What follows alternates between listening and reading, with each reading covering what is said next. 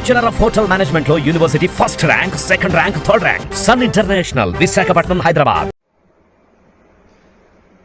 గడిచిన 2 వారాల నుంచి అనేక మంది నాయకులు, కార్యకర్తలు వస్తున్నారు, కలుస్తున్నారు. వాళ్ళు అడుగుతున్న ప్రశ్న ఒకటే, ఏంటి సార్ ఇన్ని కార్యక్రమాలు, ఇంత అభివృద్ధి, ఇంత సంక్షేమం జరిగింది, మరి నిత్యం ఎమ్మెల్యేలు కానీ ఇతర నాయకులు ప్రజలకు అందుబాటులో ఉన్నారు, గడప గడప చేశారు, అయినా పార్టీ ఎందుకు ఓడిపోయిందని తరచూ అడుగుతూనే ఉన్నారు. జవాబు చెప్పాల్సిన బాధ్యత కూడా మా మీద ఉంది. ఒకటే ఈ రోజున ప్రతి కార్యకర్తకి, నాయకుడికి చెప్తుంది, సరే రాజకీయాల్లో గెలుపోవటంలో సర్వసాధారణం, మహానాయకులు ఓడిపోయారు, మళ్ళీ గెలిచారు. అలాగే ఇది కూడా మనం ఒక స్పోర్టివ్నెస్తో తీసుకోవాలి. గతంలో గెలిచాం, ఈరోజు ఓడిపోయాం, రేపు తప్పకుండా గెలుస్తాం. మనం మన బాధ్యతని, ప్రతిపక్ష బాధ్యతని మరి హుందాగా నిర్వర్తిస్తూ ప్రజల్లోకి పోయి ప్రజల తరఫున అధికార పక్షాన్ని ఎండగడుతూ ఉంటే తప్పకుండా ప్రజలు మనకు అవకాశం ఇస్తారు. కానీ ఈరోజు ఓడిపోవడానికి సరే అనేక మంది కార్యకర్తల నాయకులతోనే మాట్లాడుతుంటే వాళ్ళు చెప్తున్న ఒక మేజర్గా 2-3 కారణాలు. సంక్షేమం బ్రహ్మాండంగా చేసింది ఈ ప్రభుత్వం, కానీ లోపాలు కనపడుతుందైతే ఉదాహరణకు మనం తీసుకుంటే లిక్కర్లో ప్రభుత్వానికి చెడ్డ పేరు వచ్చింది అనేది వాస్తవం. అనేక సార్లు మేము సజ్జల గారికి కానీ విజయసాయి రెడ్డి గారికి కానీ చెప్పడం జరిగింది, చెడ్డ పేరు వస్తుంది, దీన్ని మనం అధిగమించాలి అని. దురదృష్టకరం, చర్యలు లేకపోవటం, మరి దాని పర్యవసానం ఈ రోజున అనేక మంది కాదు, దాదాపు 20-25% మంది రోజు ఈ లిక్కరు తాగేవాళ్ళు ఉంటారు, ముఖ్యంగా సన్నకారులు. మరి వాళ్ళు ఏదైతే తెలుగుదేశం చేసిన దుష్ప్రచారం, నాసిరకం మందు, మరి ఇది పనికిరాని మందుని అత్యధిక ధరకి అమ్ముతున్నారని తెలుగుదేశం నాయకులు చేసిన ప్రచారాన్ని వాళ్ళు నమ్మారనే మనం ఈరోజు విశ్వసించాలి. అలాగే శాండ్ మీద ఆధారపడే వాళ్ళు, మరి ఎవరైతే కార్మికులు ఉన్నారో వాళ్ళు కూడా శాండ్ పాలసీ బాలేదు, వాళ్ళకి ఇంకా మెరుగైన పాలసీ కావాలని వాళ్ళు ఓట్లేశారనేది కూడా మనం నమ్మాల్సి వస్తుంది.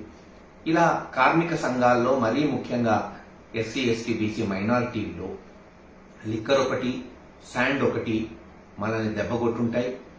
సరే తెలుగుదేశం చివరిలో చేసిన దుష్ప్రచారం, టైటిలింగ్ యాక్ట్ ఎంతో కొంత నష్టం చేసిందనే మనం మరి భావించాల్సి వస్తుంది. అన్నిటికన్నా రాజకీయంగా ఇప్పుడు నేను చెప్పిన కారణాలని అందరూ చర్చిస్తున్నారు, గ్రామాల్లో మాట్లాడుతున్నారు. తప్పులేదు, మాట్లాడాలి కూడా. తప్పులు ఎక్కడున్నాయో తెలుసుకోవాలి, మరోసారి జరగకుండా చూసుకోవాలి.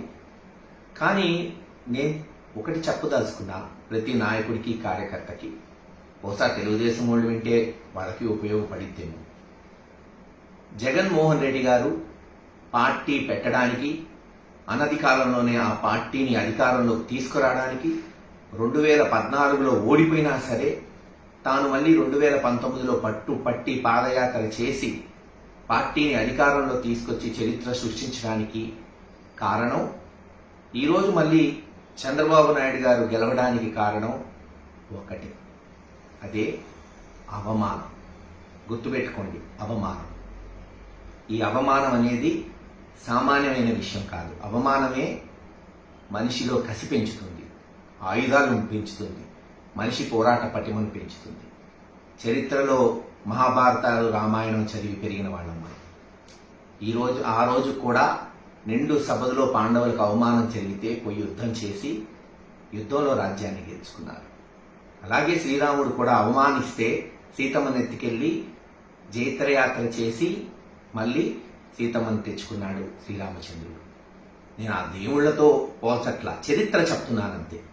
జగన్మోహన్ రెడ్డి గారిని కాంగ్రెస్ పార్టీ తీవ్రమైన అవమానాలు చేసి రాజశేఖర రెడ్డి గారి కుటుంబాన్ని, చివరికి జగన్మోహన్ రెడ్డి గారిని జైల్లో పెడితే కార్యకర్తల్లో కసి పెరిగింది, నాయకుల్లో కసి పెరిగింది, పట్టుదల పెరిగింది.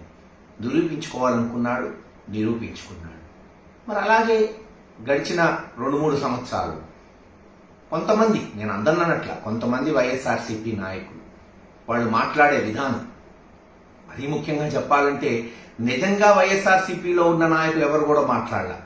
తెలుగుదేశం నుంచి వైఎస్ఆర్సీ పార్టీలో వచ్చిన ఒకళ్ళిద్దరు నాయకులు తెలుగుదేశం నాయకుల్ని, ముఖ్యంగా చంద్రబాబు నాయుడు గారిని అవమానించే మాటలు మాట్లాడటం, బహుశా ఆయన జైల్లో పెట్టడం కూడా ఒక అవమానంగా తెలుగుదేశం క్యాడర్ భావించుంటుంది.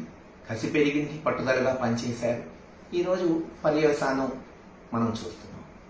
కనుక ఏదైతే అవమానం అనేది ఉందో అది ఎప్పుడు ఎవరికి జరిగినా అవతల వాడు కష్టపడి పనిచేస్తాడు, సత్ఫలితాలు తెచ్చుకుంటాడనేది గుర్తుపెట్టుకోండి. ఎందుకు తెలుగుదేశం నాయకులు చూస్తున్నారని అన్నానంటే, ఈరోజు గెలిచిన వెంటనే అనేక గ్రామాల్లో దాడులు జరుగుతున్నాయి.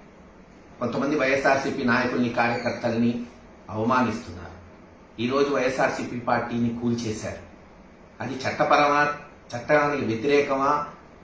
చట్టపరంగా చేసుండొచ్చు, ఇంత హడావుడిగా చేయాల్సిన అవసరం లేదు. కానీ చేసిన విధానం, మళ్ళీ మీరు వైఎస్ఆర్సీపీ పార్టీ నాయకుల్ని, పార్టీని అవమానించేటట్టు ప్రవర్తిస్తున్నారు. ఆలోచించుకోండి. దీని యొక్క పర్యవసానాలు ఎలా ఉంటాయనేది. ప్రజలు మీకు ఒక అవకాశం ఇచ్చారు, అందించండి, మంచి పాలన ఇవ్వండి. ప్రజలు మీరు మంచి పాలన ఇస్తారని మీకు ఓట్లేశారు అని మీరు చెప్తున్నారు. తప్పకుండా మీరు చేయండి.